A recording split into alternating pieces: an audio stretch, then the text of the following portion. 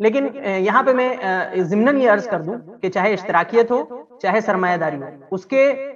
بہت سارے اس کی شکلیں ہیں، اس کی کوئی ایک شکل نہیں ہے، اس کی بہت ساری ان کی شکلیں ہیں، الگ الگ ان کے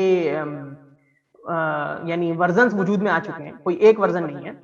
بہت سارے ورژن وجود میں آ چکے ہیں، بہت ساری اس کے اندر تبدیلیاں ہوتی رہی ہیں۔ یہاں ہم بنیادی طور پہ کلاسیکل اور جو نظریاتی سطح پر ان لوگوں کا موقف ہے یا موقف رہا ہے اس کی بات کر رہے ہیں، کیونکہ پھر اس کے بعد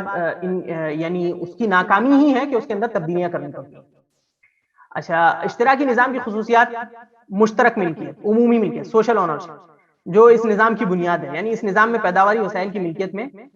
تمام افراد برابر ہیں، یعنی مشترک ہے،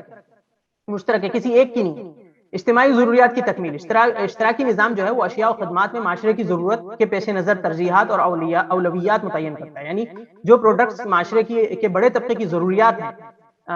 مالا بدمین، جس سے کوئی چارہ ہی نہ ہو، اس کی تکمیل کرتے ہیں، ضروریات کی تکمیل کرتے ہوں، تو ان کی پیداوار کو اولویت دی جاتی ہے۔ مرکزی منصوبہ بندی ہوتی ہے، اس نظام میں مرکزی منصوبہ بندی کا ادارہ جو ہے پیداوار، لین دین، تقسیم اور صارفیت سے متعلق سرگرمی کو منظم کرتا ہے، لہذا رسد و طلب، ڈیمانڈ اور سپلائی کی تحدید تنہا یہ ادارہ کرتا ہے۔ جبکہ سرمایہ دارانہ نظام میں جو رسد و طلب ہے وہ آٹومیٹک چلتی ہے، ساری کی ساری جو ہے وہ مارکیٹ کی جو ڈائنامکس ہوتی ہیں، مارکیٹ کی جو حرکیات ہیں اس کے ذریعے سے طے ہوتی ہیں۔ اور مزید ویڈیوز کو دیکھنے کے لیے آپ ہمارے YouTube چینل کو سبسکرائب کریں۔ فجزاکم اللہ خیرا۔